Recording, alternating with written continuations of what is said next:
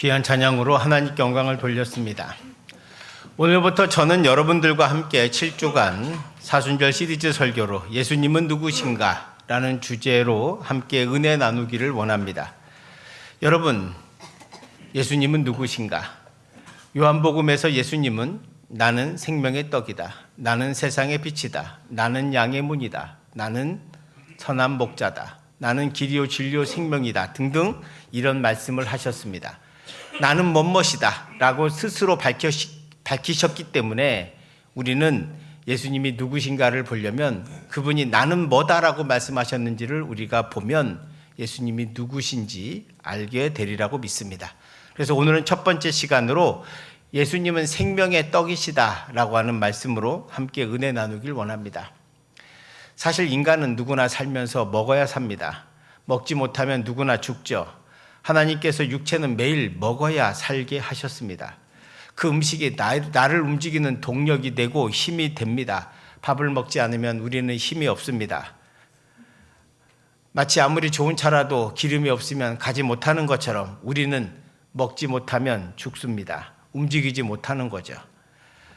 그런데 말입니다. 사람은 영혼도 있습니다. 영혼도 먹어야 사는데 사람들이 무엇을 먹어야 할지 몰라서 헤매는 사람들이 너무 많습니다. 그러니까 육체를 위해서 우리는 열심히 노력해왔고 한국이 선진국이 되었습니다. 육체적으로는 부족함이 없습니다. 그래서 요즘은 도리어 먹는 것을 줄이고 절식하고 꽁보리밥을 먹으면서 다이어트도 합니다. 안 먹으려고 노력하는 거죠. 옛날에는 못 먹어서 문제였지만 이제는 너무 많이 먹어서 문제가 생깁니다. 그런데 문제는 영혼을 아무도 신경 쓰지 않는다는 사실입니다. 사람이 영혼이 만족해야 사는데 자꾸 육체적 만족만 구하다 보니까 헛된 것을 자꾸 추구하게 되고 그래서 자꾸 인간이 삶의 의미가 없어지고 살면서도 기쁨이 없고 행복이 없게 됩니다. 주님은 분명히 말씀하셨습니다. 사람은 떡으로 살 것이 아니요 하나님의 말씀으로 산다고 말입니다. 그렇습니다. 저는 사람은 하나님의 말씀으로 영원히 살찌게 되고 풍성하게 됩니다. 오늘 주님께서는 스스로 나는 생명의 떡이다라고 말씀하시면서 주님이 우리에게 주시려고 하는 것이 있습니다.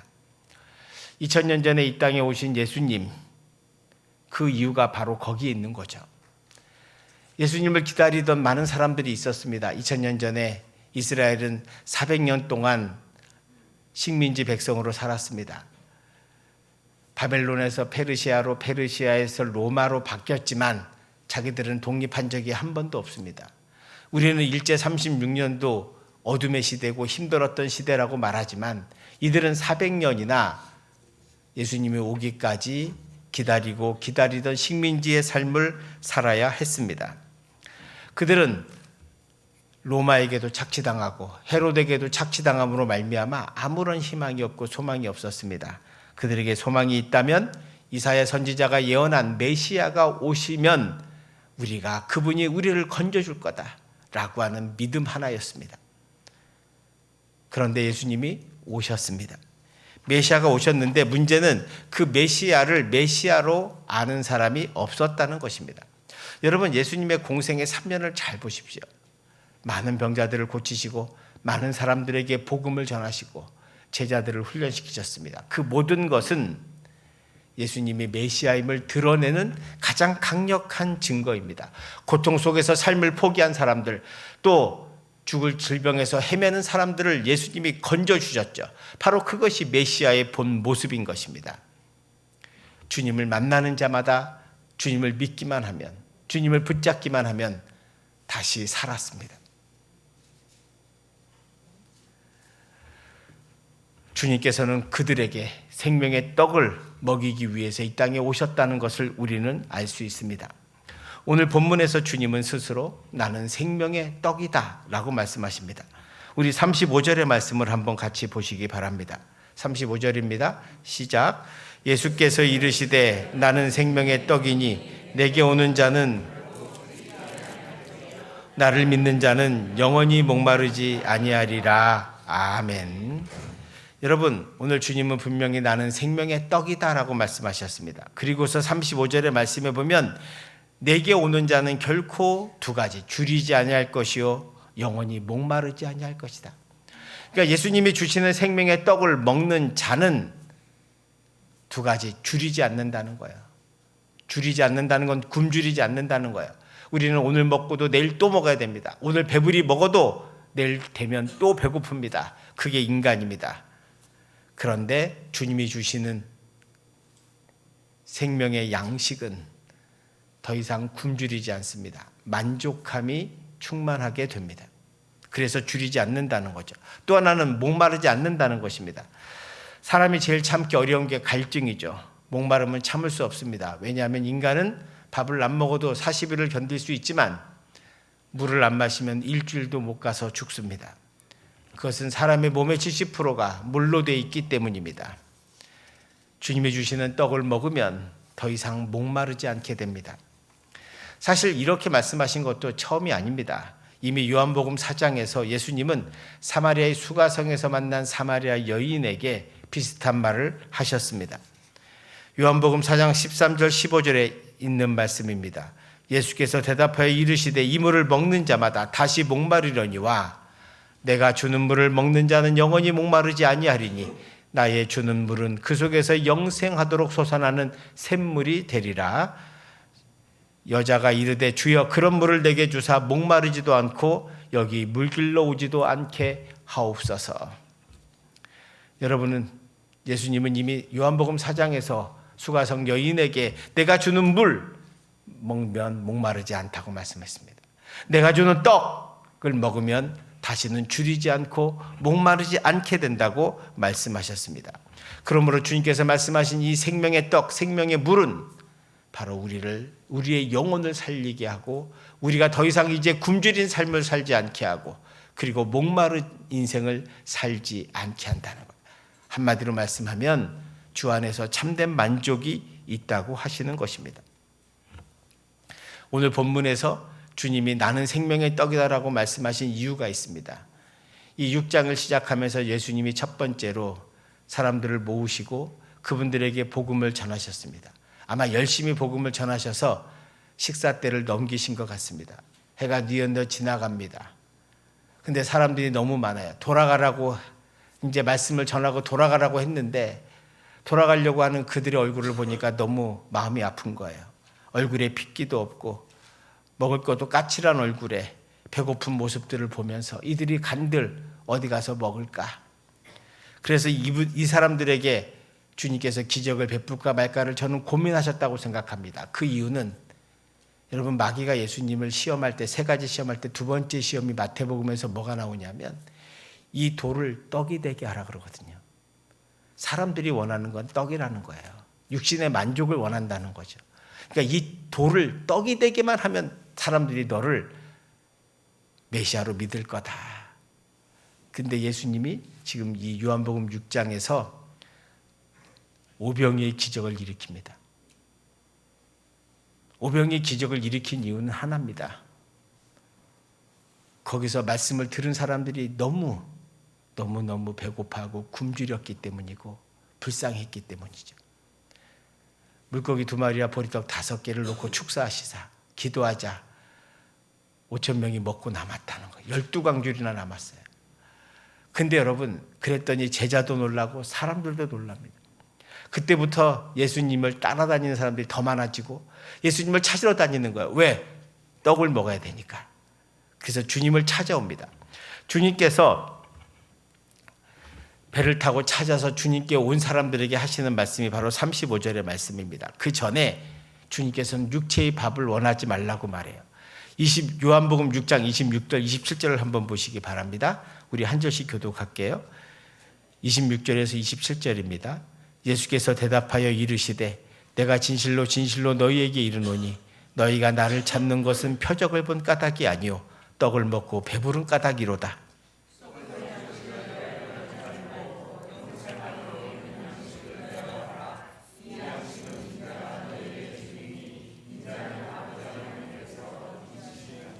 아멘.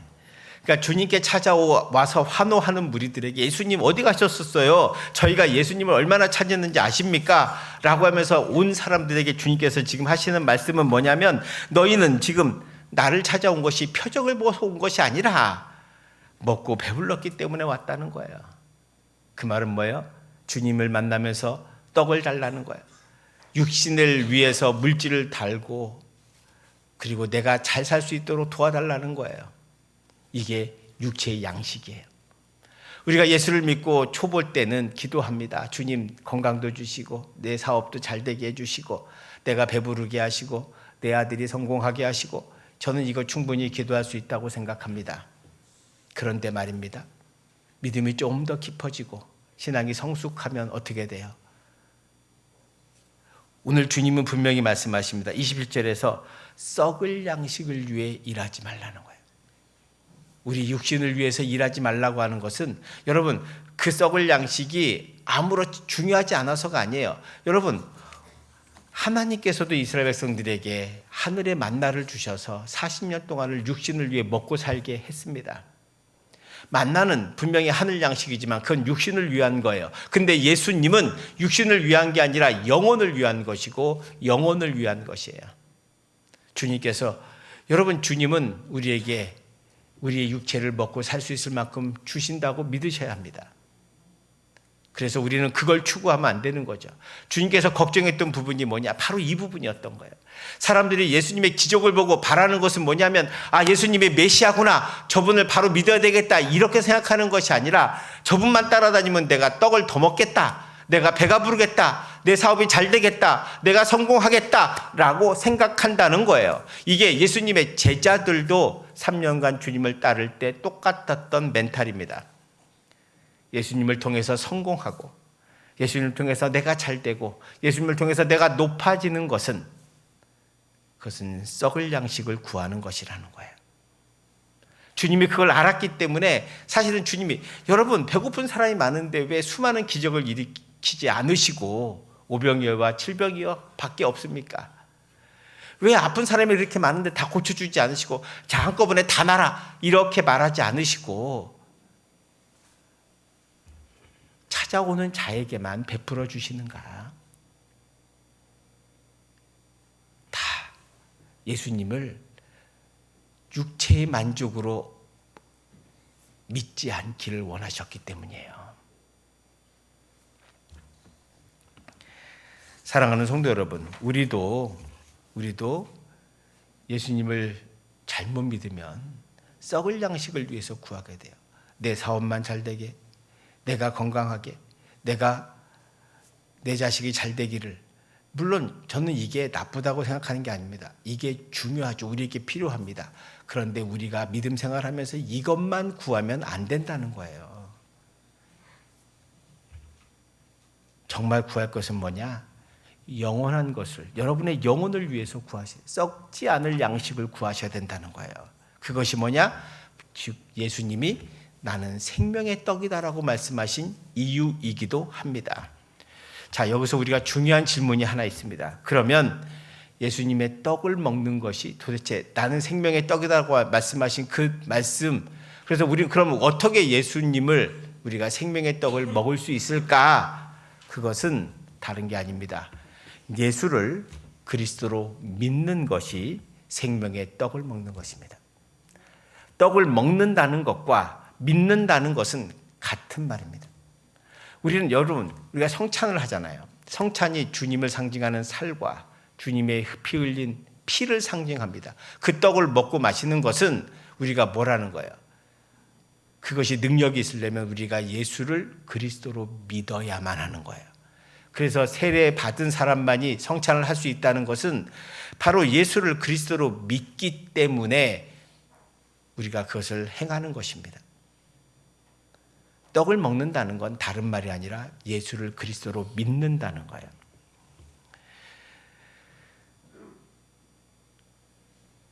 우리가 27절에서 썩을 양식을 위해 일하지 말고 영생하도록 있는 양식을 위해서 하라고 하니까 사람들이 질문합니다. 그럼 어떻게 해야 하나님의 일을 하는 것입니까? 라고 묻자 그 답을 6장 29절에서 말씀하고 계십니다.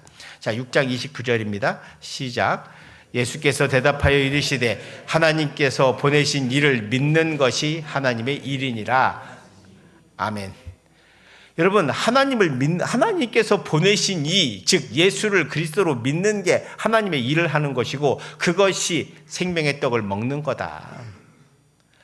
그러니까 믿음 하나만 가지고도 성공할 수 있다는 거예요. 믿음 하나만 가지면 된다는 거예요. 아브라함이 뭘 가지고 살았습니까? 믿음 하나 가지고 살았잖아요. 다른 거 다 필요 없어요. 그가 무슨 IQ가 200도 아니었고 사업 수완이 좋은 것도 아니었어요. 그에게 있었던 것은 하나예요. 하나님을 믿는 믿음 하나로 살았다는 거예요. 오늘 저와 여러분에게도 필요한 것이 뭐예요? 바로 이 믿음이라고 하는 것입니다. 여러분, 그래서 기독교는 믿음의 종교라고 하는 거예요. 믿는 것이 제일 중요합니다.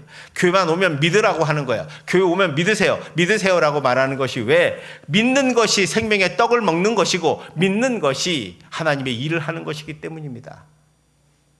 자, 여러분, 근본적으로 우리가 그러면 내가 어떻게 믿을 수 있을까? 첫 번째 전제가 있습니다. 믿음은 물론 들으면서 나고 하지만 첫 번째는 뭐냐? 하나님의 선물이요 은혜임을 믿으셔야 합니다. 아멘. 자, 은혜는 내가 노력해서 노력만으로 되는 게 아니에요. 그러면 절대 믿어지지 않습니다. 믿음은 하나님의 은혜요 선물입니다. 이걸 여러분이 인정하셔야 돼요. 그럼 우리가 기도가 어떻게 바뀌어요? 하나님, 나에게 은혜를 베풀어 주셔서 주님을 믿어지는 은혜가 있게 하여 주시옵소서. 아멘. 그렇게 고백하셔야 됩니다. 여러분, 중세 때는 기독교가 자기 신앙을 확신하고 믿으려고 어떻게 했냐? 예수님처럼 십자가에 못을 스스로 발에다 못을 박고 못 박힌 채찍으로 자기 몸을 때리고 40일 금식기도 하고 이러면서 자기 고행의 길을 갔어요. 그것이 예수님을 닮아가는 것이고 예수님의 떡을 먹는 거라고 생각했단 말이죠. 아닙니다. 예수를 그리스도로 믿는 거예요. 근데 이게 쉬운 일 같지만 쉽지 않아요.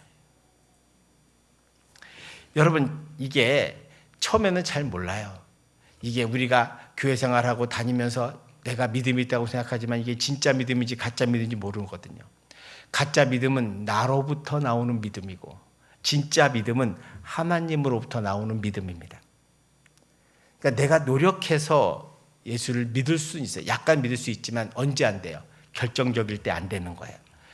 가짜 믿음은 자기 요구가 관철되는 것을 추구하고 진짜 믿음은 하나님의 약속이 이루어지기를 기도하고 믿는 것입니다.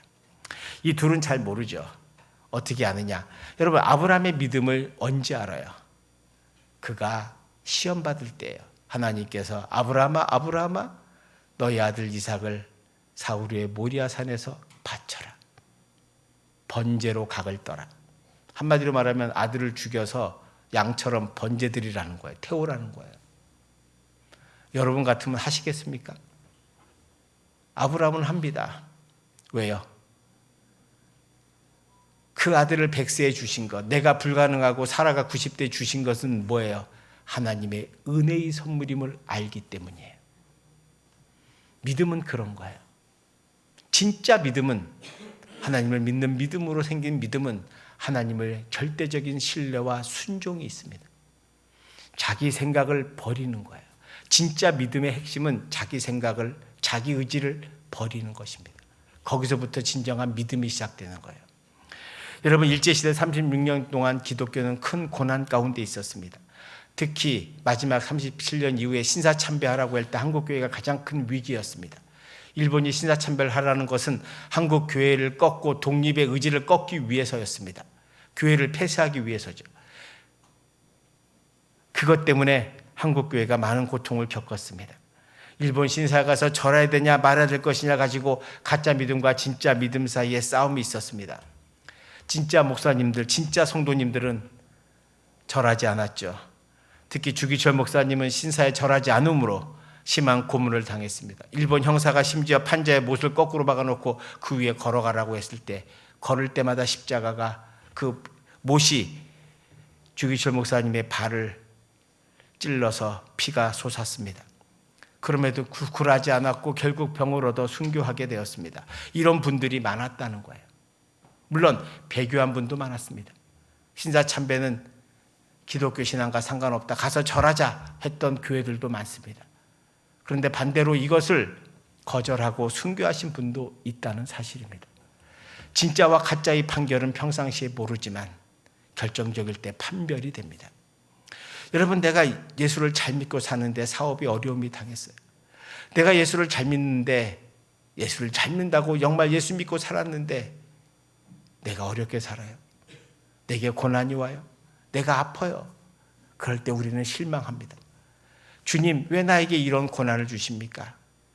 왜 주님 나에게 이런 괴로움을 주십니까? 내가 뭘 잘못했습니까? 라고 말할 수도 있죠.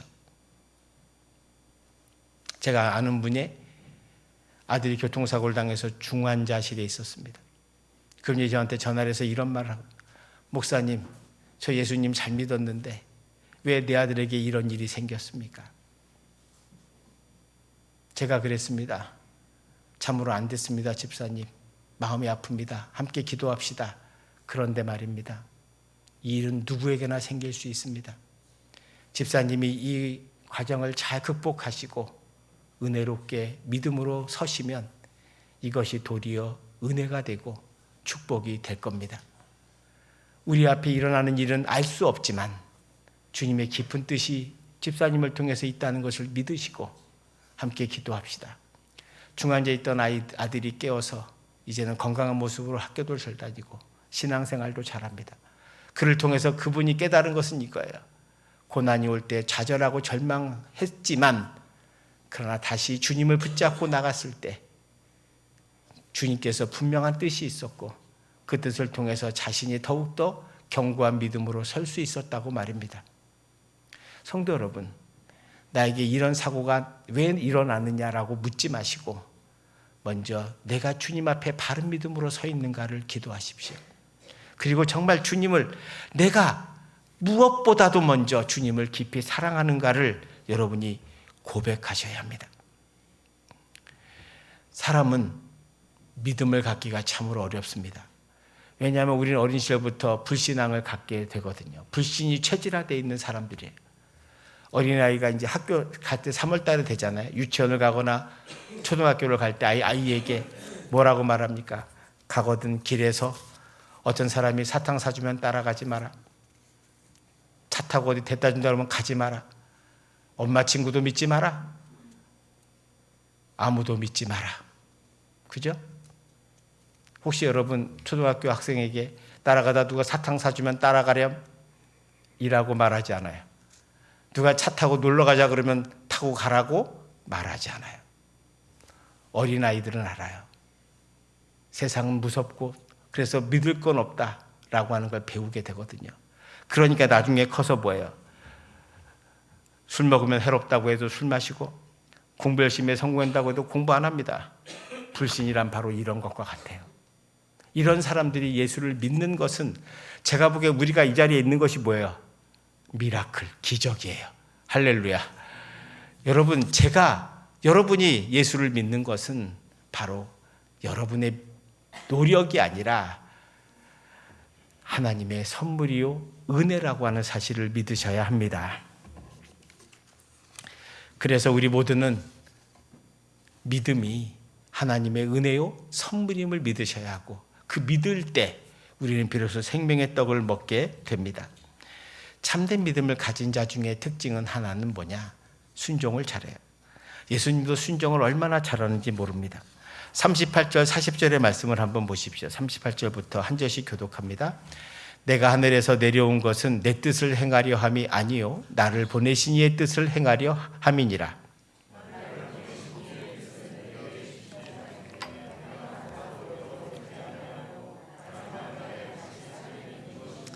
같이 봉독합니다. 내 아버지의 뜻은 아들을 보고 믿는 자마다 영생을 얻는 이것이니 마지막 날에 내가 이를 다시 살리리라 하시니라. 아멘. 여러분, 이 성도 여러분, 이 본문에서 주님의 뜻이 있습니까? 없어요. 다 뭐예요? 하나님 아버지의 뜻이에요. 아버지의 뜻대로 내가 행하려고 이 땅에 왔고 나를 보내신 이의 뜻을 따라 행하고 내 보내신 이의 뜻은 내가 주신 자중에 내가 하나도 잃어버리지 않고 마지막 날에 다 살려주시는 그걸 위해서 내가 왔다.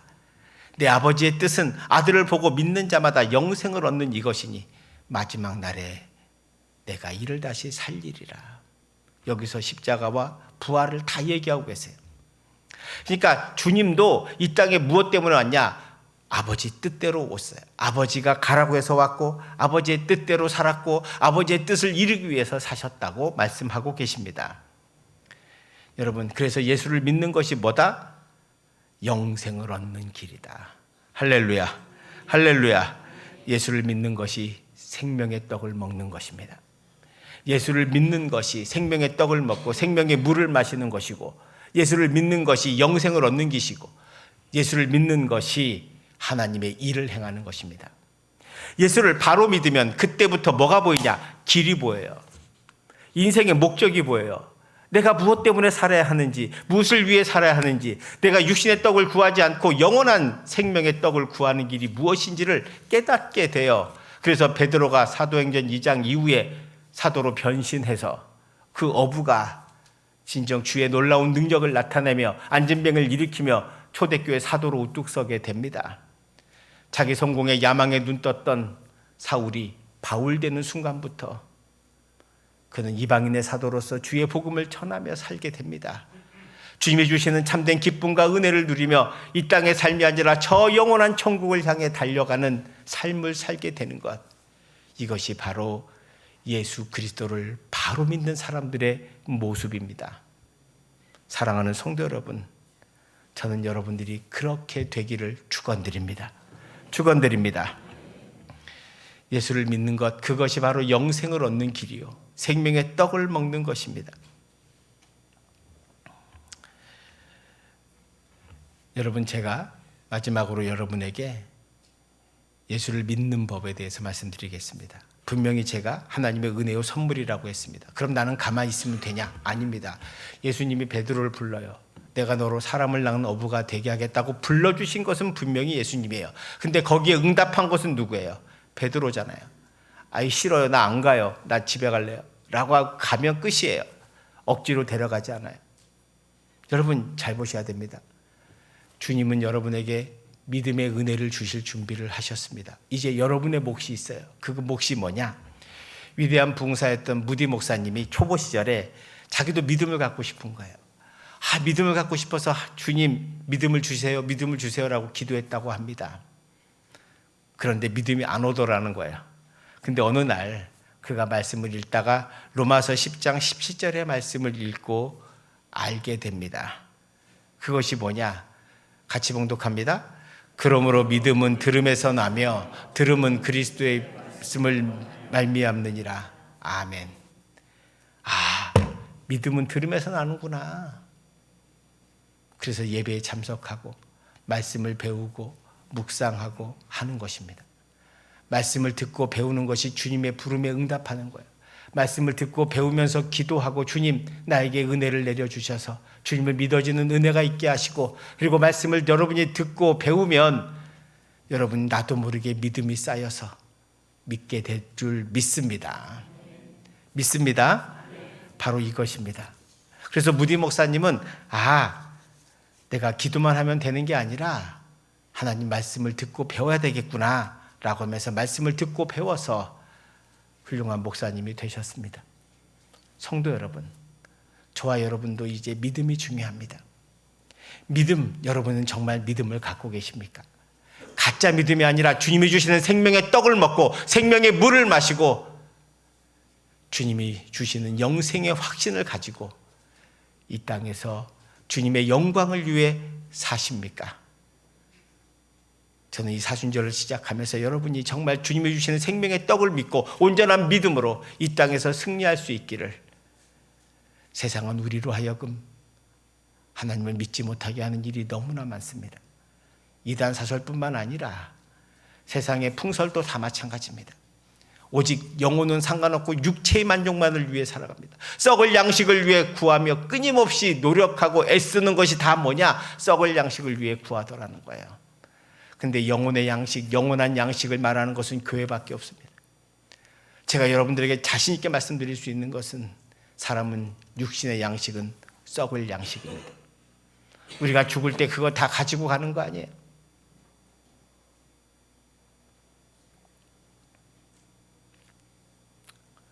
사랑하는 성도들, 잘 생각해 보세요. 우리가 구하고 살아야 될 것이 무엇인가? 짧은 인생을 살면서 영원한 천국을 바라봐야 하는데, 영원한 천국을 가려면 생명의 떡이신 예수 그리스도를 먹어야 합니다. 그것을 먹는 길은 바로 예수를 믿는 것이고, 예수를 바로 믿으면 여러분, 그때부터 여러분은 굶주림이 없습니다. 여러분은 더 이상 목마르지 않습니다. 더 이상 세상에 연연하지 않습니다. 더 이상 마음속에 불행과 두려움과 근심이 사라집니다. 오직 예수 안에서 참된 기쁨과 은혜가 넘치게 되고 감사가 넘치게 되는 삶을 살게 됩니다. 사랑하는 성도 여러분, 히브리서 11장에 보면 믿음의 선진들이 쭉 나옵니다. 그들 모두는 다른 것이 아니라 오직 하나였어요. 주님을 믿는 믿음, 하나님을 믿는 믿음 하나만 가지고 이 세상에 살았을 때 하나님이 그에게 부어주시고 역사하시고 인도해 주셨음을 우리가 보게 됩니다. 저는 저와 여러분, 우리 모두가 이 험한 세상 속에 살아갈 때 주님께서 여러분과 함께 하셔서 여러분이 온전한 믿음으로 주님의 도우심을 경험하며 주님의 인도하심을 경험하며 날마다 푸른 초장 쉴만한 물가에서 주님을 찬송하며 살아가는 축복된 인생이 되기를 축원드립니다. 그 길은 바로 예수 그리스도를 믿는 것이요, 예수 그리스도를 믿는 것이 곧 생명의 떡이신 예수 그리스도를 먹는 일입니다. 그 먹는 일에, 그 믿음의 길에 우리 모두 함께 열심히 달려가서 여러분의 인생 가운데 주님을 온전히 믿음으로 날마다 여러분이 성장하고 성숙해가며 날마다 주 안에서 부족함이 없고 목마르지 않는 축복된 인생이 펼쳐지기를 주님의 이름으로 축원드립니다. 기도합시다. 사랑의 하나님, 감사합니다. 오늘 이 말씀을 통해서 우리 모두가 육신의 양식만 구하지 않게 하시고 영원한 하늘 양식도 구하게 하옵소서. 생명의 떡이신 예수 그리스도를 먹게 하여 주셔서 우리 성도들이 더 이상 목마르지 않게 하시고 굶주리지 않게 하시고 오직 예수 그리스도를 믿음으로 말미암아 풍성한 생명의 떡을 먹고 배불러 하나님 영광 돌리는 삶, 축복의 인생이 되게 하여 주옵소서. 감사드리며 예수님 이름으로 기도하옵나이다. 아멘.